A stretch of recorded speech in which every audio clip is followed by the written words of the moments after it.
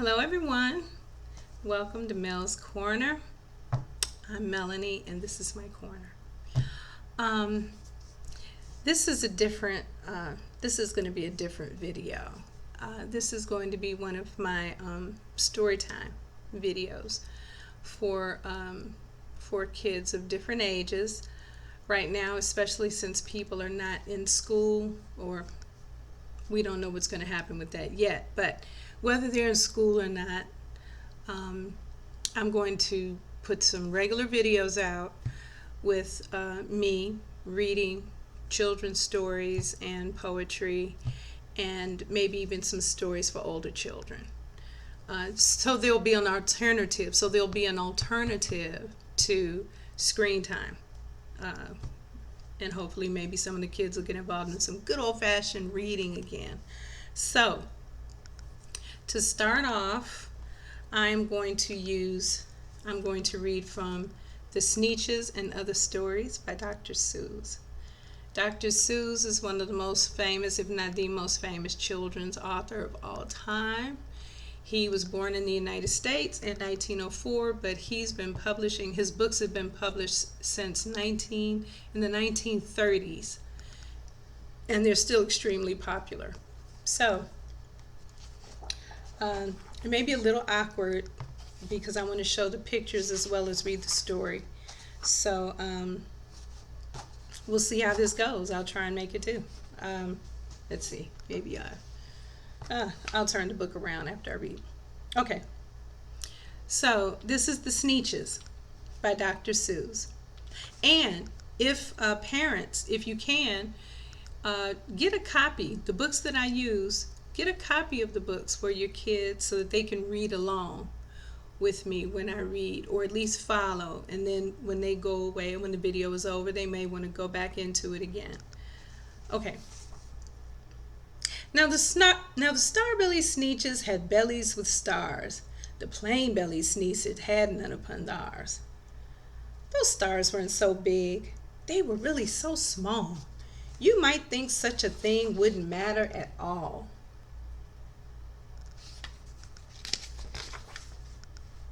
But because they had stars, all the star-bellied Sneetches would brag. We're the best kind of Sneetch on the beaches. With their snoots in the air, they would sniff and they'd snort. We'll have nothing to do with the plain belly sort. And whenever they met some, when they were out walking, they'd hike right on past without even talking.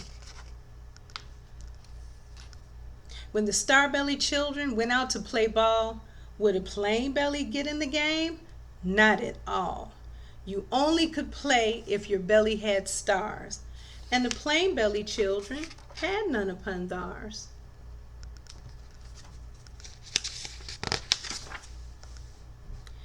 When the star-bellied Sneetches had frankfurter roasts, or picnics, or parties, or marshmallow toasts, they never invited the plain-bellied Sneetches.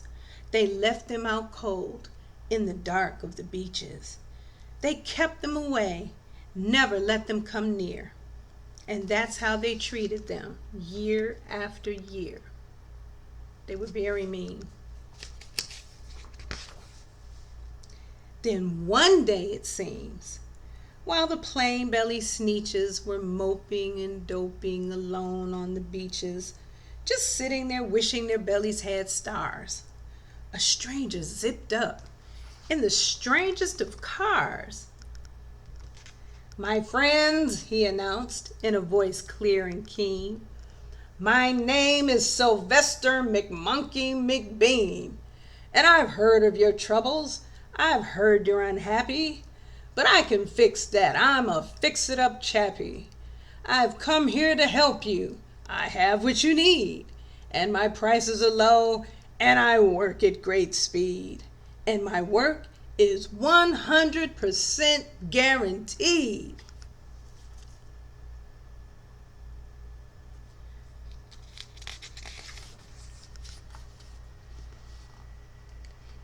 Then quickly Sylvester McMonkey McBean put together a very peculiar machine, and he said, you want stars like the star-bellied Sneetch? My friends, you can have them for $3 each. Just pay me your money and hop right aboard. So they clambered inside. Then the big machine roared, and it clonked, and it bonked, and it jerked, and it burked, and it bopped them about, but the thing really worked. When the plain belly Sneetches popped out, they had stars. They actually did. They had stars upon theirs.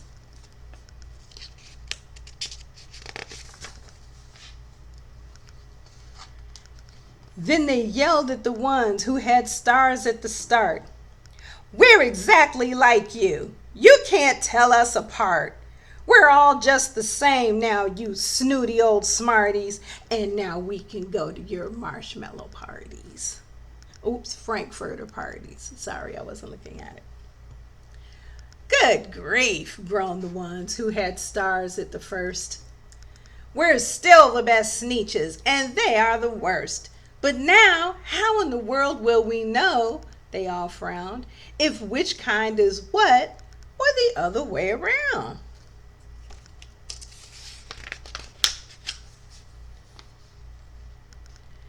Then up came McBean with a very sly wink, and he said, things are not quite as bad as you think. So you don't know who's who? That is perfectly true. But come with me, friends. Do you know what I'll do? I'll make you again the best Sneetches on beaches. And all it'll cost you is $10 eaches. He was slick. Belly stars are no longer in style, said McBean. What you need is a trip through my star-off machine. This wondrous contraption will take off your stars so you won't look like Sneetches who have them on theirs. And that handy machine, working very precisely, removed all the stars from their tummies quite nicely.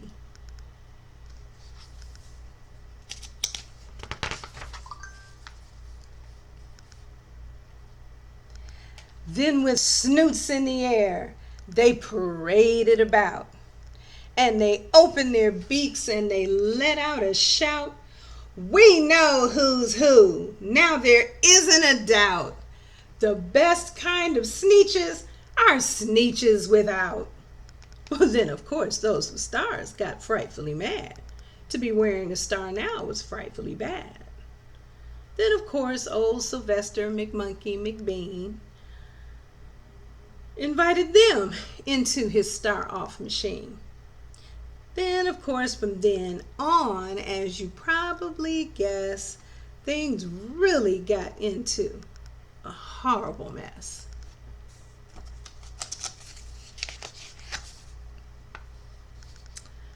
Look at this. All the rest of that day on those wild screaming beaches, the fix-it-up chappie kept fixing up Sneetches. Off again, on again, in again, out again, through the machines they raced round about again, changing their stars every minute or two. They kept making money, they kept running through, until neither the plane nor the star bellies knew whether this one was that one, or that one was this one, or which one was what one, or what one was who.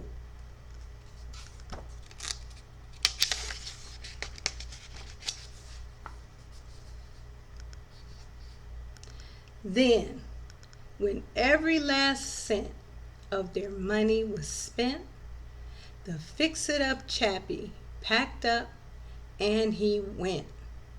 And he laughed as he drove in his car up the beach. They never will learn. No, you can't teach a Sneetch. But McBean was quite wrong, I'm happy to say, that the Sneetches got really quite smart on that day. The day they decided that Sneetches are Sneetches, and no kind of Sneetch is the best on the beaches. That day, all the Sneetches forgot about stars, and whether they had one or not upon thars.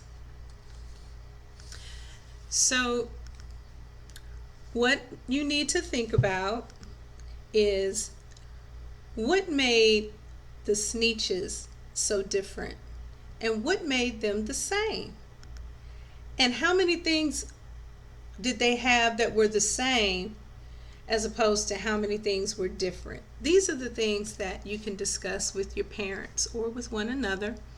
Why was it such a big deal that some of the Sneetches had stars? And did the stars really make them that different? Were the stars really better?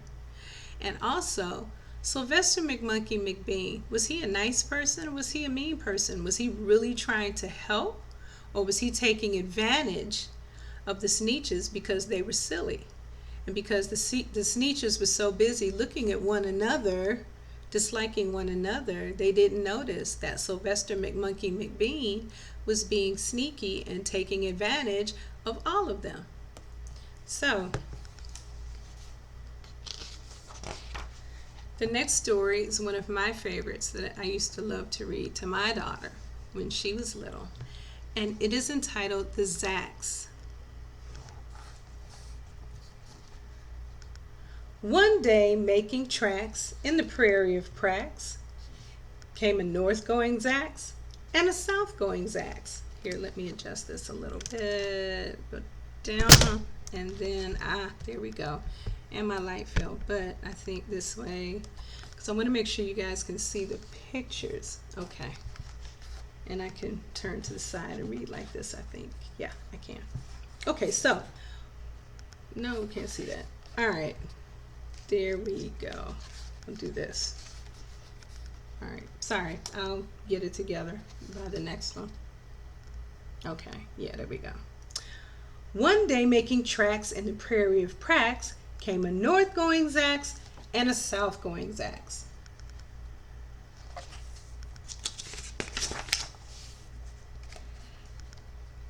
And it happened that both of them came to a place where they bumped. There they stood, foot to foot, face to face. Look here now, the north-going Zacks said. I say, you are blocking my path. You are right in my way. I'm a north-going Zacks, and I always go north. Get out of my way now, and let me go forth.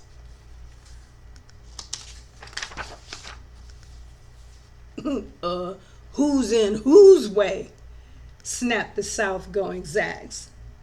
I always go south, making south-going tracks. So you're in my way, and I ask you to move and let me go south in my south-going groove. Then the north-going Zacks puffed his chest out with pride.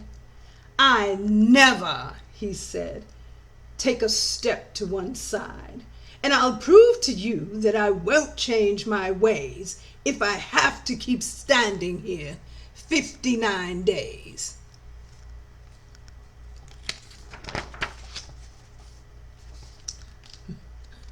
I love this story because I know people like this. And I'll prove to you, yelled the south-going Zacks, that I can stand here in the prairie of Prax for 59 years, for I live by a rule that I learned as a boy back in South-going school. Never budge, that's my rule. Never budge in least, not an inch to the west and not an inch to the east. I'll stay here, not budging. I can and I will, if it makes you and me and the whole world stand still. And there they are.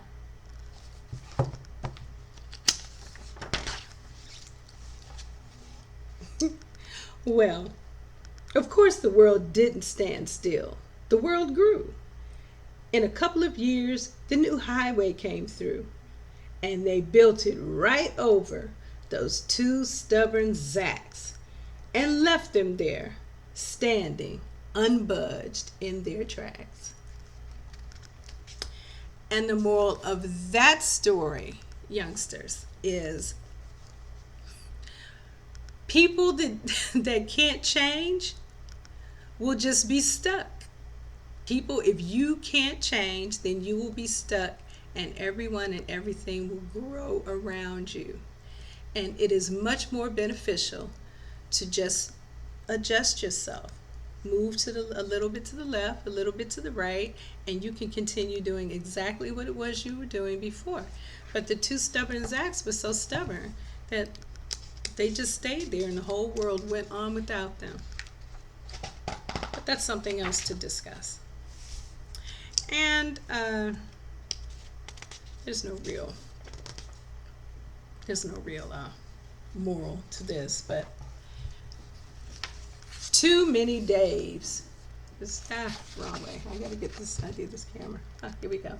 See all the Daves. How do I get this? I'm gonna wait. Let me put this down some. Hold on. Sorry, guys. Let me. All right. Let's see. Can we see it? Okay. There we go. Okay. See all the Daves? All right.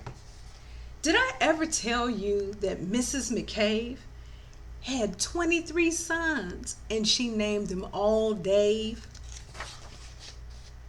Well, she did. And that wasn't a smart thing to do. You see, when she wants one and calls out, "Yoo-hoo, come into the house, Dave," she doesn't get one. All 23 Daves of hers come on the run.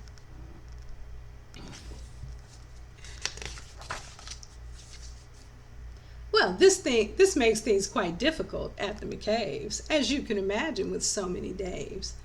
And often she wishes that when they were born, she had named one of them Bodkin Van Horn, and one of them Hoos Foos, and one of them Snim, and one of them Hot Shot, and one Sunny Jim, and one of them Shadrach, and one of them Blinky, one of them Stuffy, and one of them Stinky, another one Put Put, another one Moonface, and one of them Marvin O'Gravel Balloon Face, one of them Ziggy, and one Soggy Muff, one Buffalo Bill, and one Biffalo Buff, and one of them Sneepy, and one Weepy Weed, one Paris Garters, and one Harris Tweed, one of them Sir Michael Carmichael Zut, and one of them Oliver Bolivar Butt, and one of them Zanzibar Buck McFate, but she didn't do it.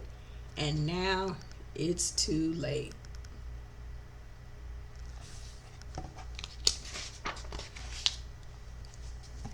And this last story is called What Was I Scared Of? Now, and in this story, think about all of the people that you may not like, or people may not like one another without even knowing one another. They just decide they don't like one another. Well, I was walking in the night and I saw nothing scary, for I have never been afraid of anything, not very.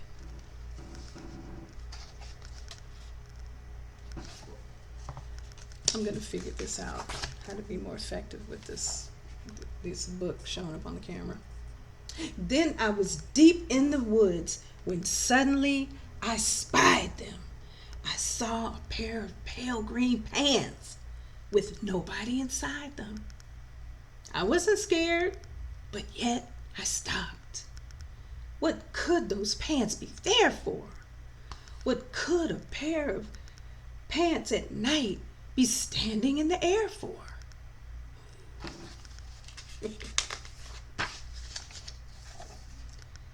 And then they moved. Those empty pants, they kind of started jumping. And then my heart, I must admit, it kind of started thumping. So I got out. I got out fast as I could go, sir. I wasn't scared, but pants like that, I did not care for, no, sir.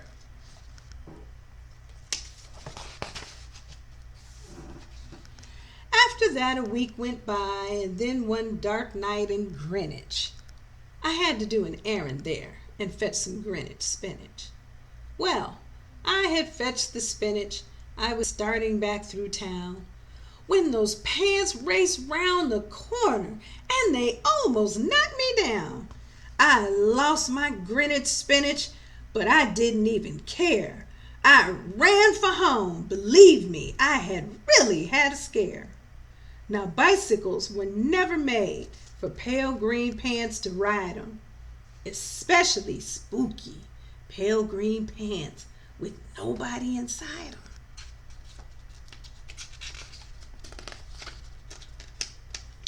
Oh, I can turn this page.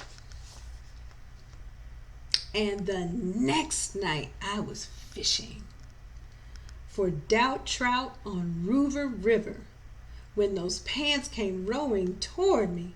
Well, I started in to shiver, and by now I was so frightened that I'll tell you, but I hate to. I screamed and rode away, lost my hook and line and bait too.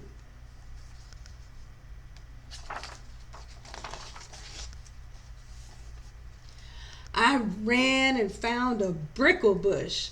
I hid myself away. I got brickles in my britches, but I stayed there anyway.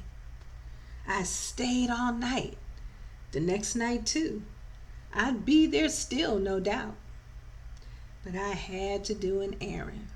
So, the next night, I went out.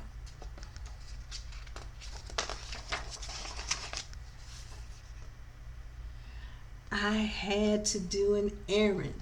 Had to pick a peck of snide in a dark and gloomy snide field that was almost 9 miles wide. I said, I do not fear those pants with nobody inside them. I said and said and said those words. I said them, but I lied them.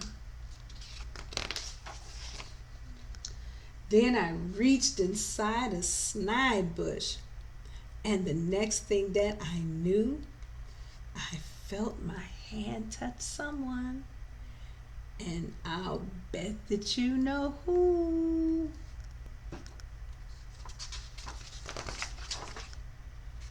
And there I was, caught in the snide, and all that dreadful place. Those spooky empty pants and I were standing face to face.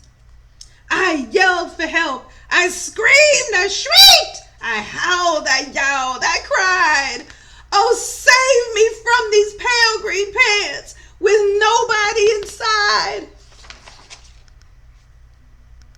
But then a strange thing happened. While those pants began to cry, excuse me, those pants began to tremble. They were just as scared as I. I never heard such whimpering, and I began to see that I was just as strange to them as they were strange to me.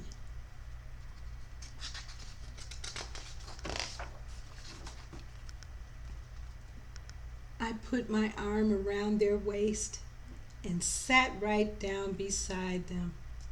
I calmed them down. Poor empty pants with nobody inside them.